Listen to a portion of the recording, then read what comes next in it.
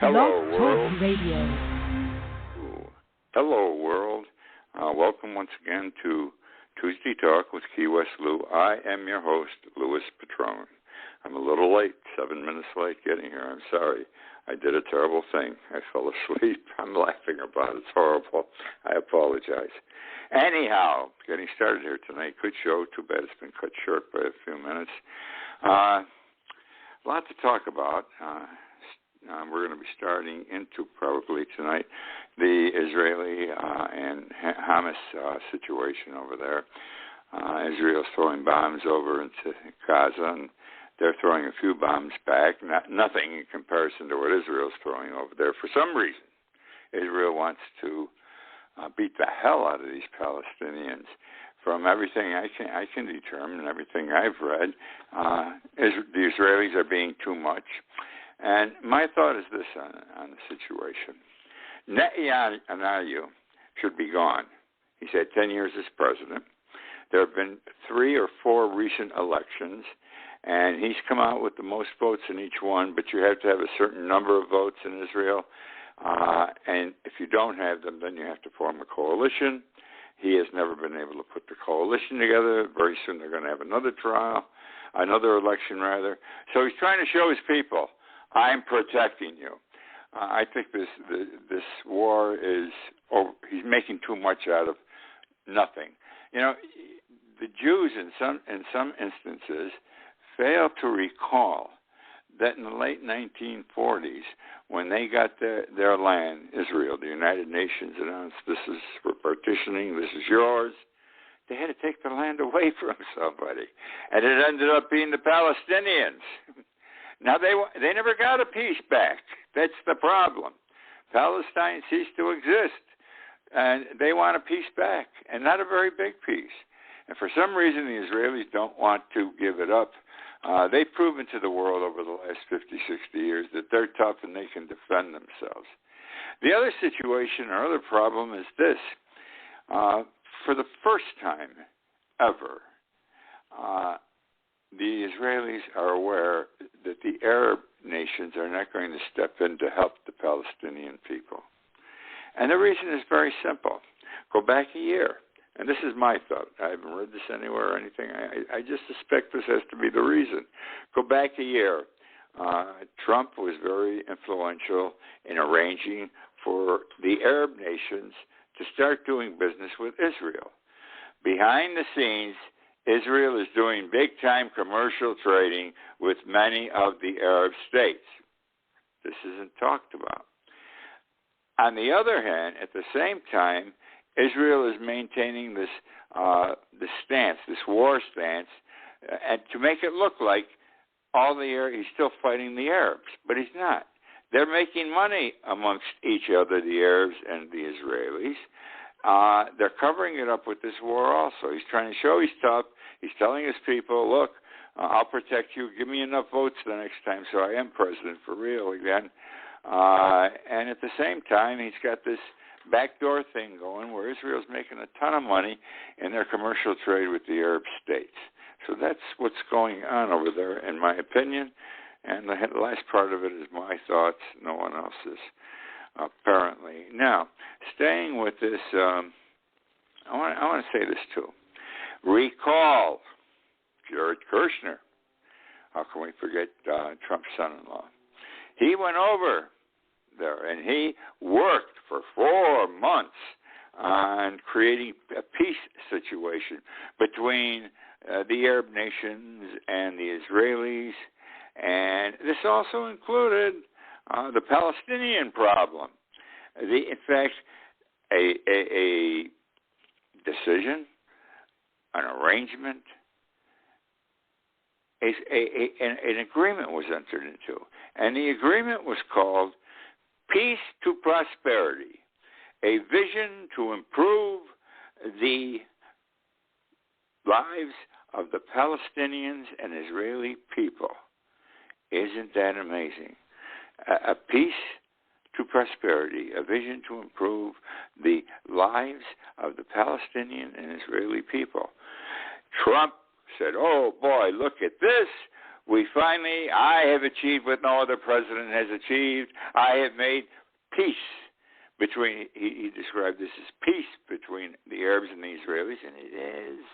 To an extent it is, because of this commercial activity they started doing about the same time, which I think was all planned. And Trump stood up and told the whole world, and I quote, "This is the deal of the century, the deal of the century." Now, I want to say to you, the deal of the century has fallen apart. Okay? Look what's happening. It's only several months later, and Israelis bombing the hell out of the Palestinians. The Palestinians are bombing back, no problem, but they don't have the force. They don't have the equipment. They don't have the people to retaliate against Israel as Israel is retaliating against them. And the other problem is this. Israel isn't giving up. It was announced about 5 o'clock this afternoon that Israel had turned off Palestine's electricity. In other words, there's no electric power in Gaza tonight. And the war is going on. The bombs are coming from Israel. Palestinians hopefully are throwing some back. I think they should. And this doesn't mean I'm anti-Semitic or I'm anti-Jewish. It just means this war is crazy, absolutely crazy. And now they got no power to retaliate. I mean, you got to have some degree of electricity to move on in this life. Someone said, I can't recall who in the last 24 hours, when will all this madness stop? Because it is a madness that's going on. It's a big madness. Remember this, and I wrote this in my blog yesterday, I think, this Israel-Hamas thing. Matthew 26:52, violence begets violence. Also, remember this, that Martin Luther King, modern day times, said, and I quote, hate begets hate. Violence begets violence. So, nothing comes of this. You hit me, I'm going to hit you back. You hit me hard, I'm going to try to hit you back harder. And look what's happening over there. And they say a ton of children are dying. And look at the rubble. The rubble looks like Berlin at the end of World War II. Horrible, horrible. No necessity for this war, or a minimal necessity, could have been worked out. Now, why isn't Biden? I'm into this very much. I think this is a terrible thing going on. Why isn't Biden more into it? And I'm a Biden supporter. Trump would have been into it right away, praising what Israel was accomplishing and blaming everything on Hamas. But here he's talking, apparently twice he's talked to Netanyahu and said, let's stop this stuff, but nothing's happened. And the world is looking to the United States. It's a new day again. Trump's gone. Fairness is supposed to be back. We're supposed to be the power. And this probably is the first opportunity internationally that Biden has had to show that he can flex a muscle and get things done on behalf of the United States and the world. And so far, it is not happening. Now we're going to go to Arizona. Arizona and Maricopa County. You know what's going on there. Remember that the Arizona Senate issued a subpoena to the to the Maricopa County Board of Supervisors to turn over the ballots that they had from the election, and because they're going to do their own audit, the Senate. They still believe that Donald Trump won the election.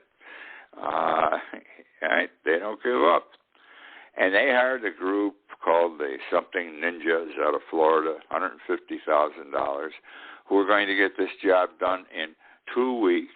All they were going to do was check the ballots in Maricopa County, because that's the biggest county. There isn't anything close to it in Arizona, and they have 2.1 million votes in Maricopa County, and they were going to find the fraudulent handling of the ballots, fraudulent counting of the ballots, et cetera, and this job would be done in 2 weeks.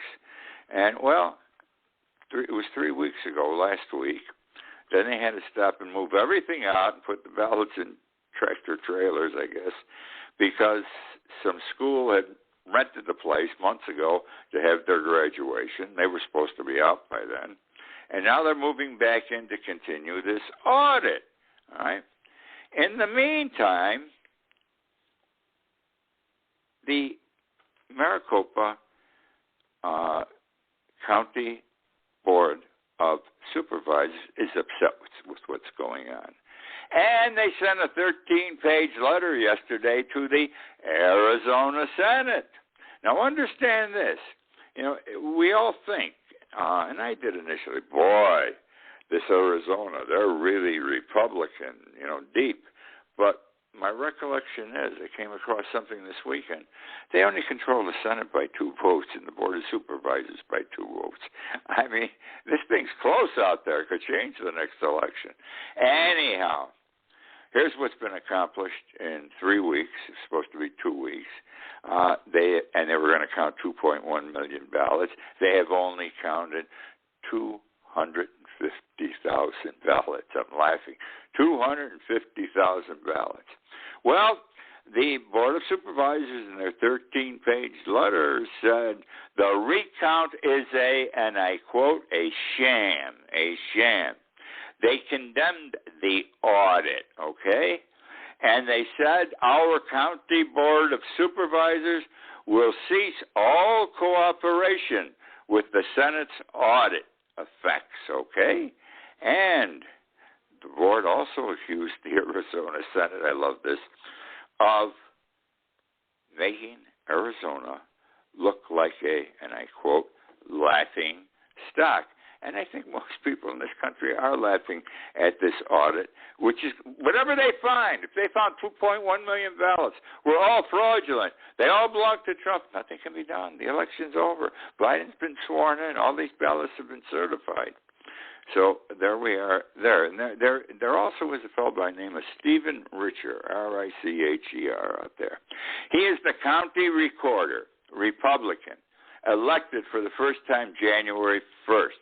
He wasn't there for the election in November, but he is in charge of election activities, okay? And he's upset no end, this guy. One reason is he's being accused during the election. This is the stupidity. He wasn't even in office. During the counting of the ballots the first time in November and then the second time in November, of shredding ballots and deleting files for an election he didn't even run. He was not even in office. He said, and I quote, "We can't indulge these insane lies any longer. We must stop the accusations. They are unfounded," quote, unquote. He also said, enough with the defamation, enough with the unfounded allegations. All right. Now, what I'm going to share with you at this time is, I think, absolutely horrible, despicable, and it keeps coming up more and more. Anti-Semitism is on the rise in this country, in the whole world, and it has been for several years, and I've been decrying it for several years in my blogs and on this show, that anti-Semitism is on the rise, even in the United States of America. There's a fellow by the name of Long. Adeel, A-D-E-E-L, Raja, R-A-J-A. He has been a long-time CNN contributor. Okay, long-time CNN contributor. You know what he said in the last few days? And I quote this, "The world today needs a Hitler." I repeat, the world today needs a Hitler. Turns out he's been even though he's been a long-time CNN contributor, he's been talking this way for many, many years. He's not new to this game. And to prove or to evidence my position that anti-Semitism is on the rise, 2 demonstrations, one recently in Toronto, where there was a pro-Palestinian protest in Toronto, and the Jews were attacked during that protest. The Jews were attacked.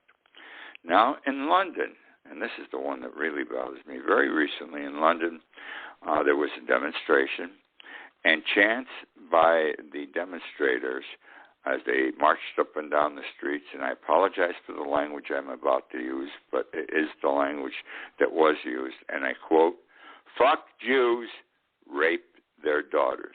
Fuck Jews, rape their daughters. This is what's going on out there. It can only lead to no good.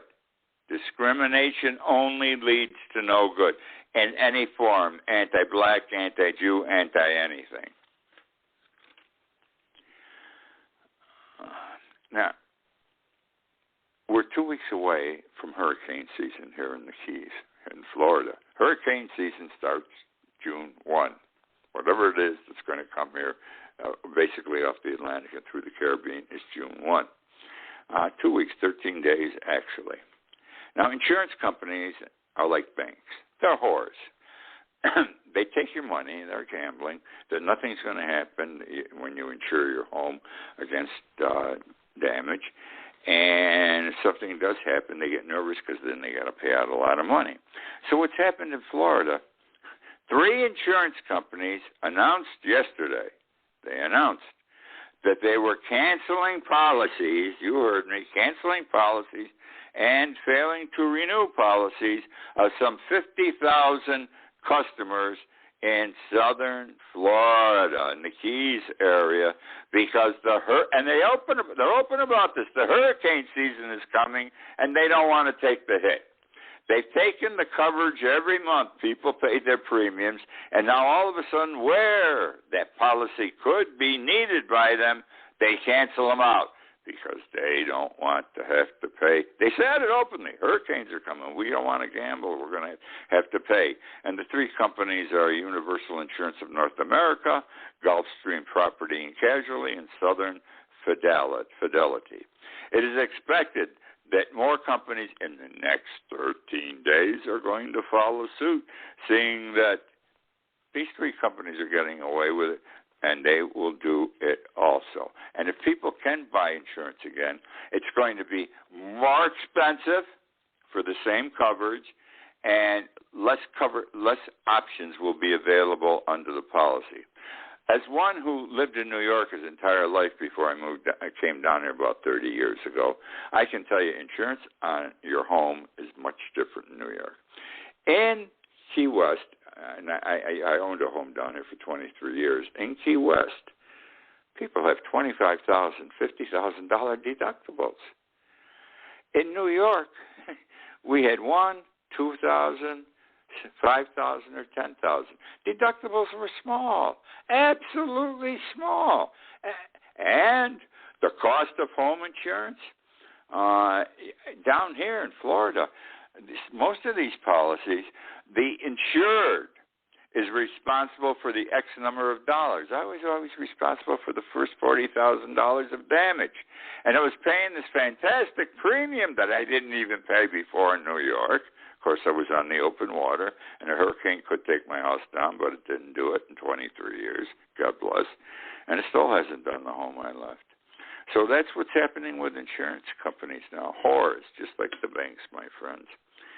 All right. Bad weekend in Chicago. Very bad. Shootings from Friday to Sunday. 48 shootings. Can you imagine? 48 shootings. 5 killed. 2 police officers were injured, and they are part of the 48 who were injured. All right. Now, we're going to go over to India. They're having a problem with coronavirus, and this is horrible, because last year when we were getting killed in this country, for some reason the whole world said, well, India isn't getting hit bad. This is wonderful. What are you doing? They didn't know what they were doing. Now India is in horrible shape. I believe worse than New York City was a year and a half ago. And people are dying big time over there. I think 300,000 a day, one day last week. You say, why 300,000? Because they got millions of people over there. Anyhow, bad. They're not able to control it. The bodies are a problem. The they cremate bodies out there generally. The crematoriums can't handle them. Too many bodies. They burn them on concrete floors, no partitions or anything, and sweep them up. Well, the Hindus have been permitted, I have to talk quickly, my time's running out. The Hindus have been permitted sometimes to bury the bodies of their people in the banks of a river banks, cover them with sand. And this is what's being done with a lot of the coronavirus bodies. The trouble is big rains, unanticipated came, and guess what? The bodies have come up. They're exposed, and this is disgustingly. The pictures are all over the internet, and that's what's happening there. My friends, that's the show for the week. This week, I am absolutely sorry that I slept away the first 7 minutes. That's what happens as you get old, I guess. And I only sat down, by the way, at 8:30 to turn on the TV. So that's the show for this week. Thank you for joining me, and good night.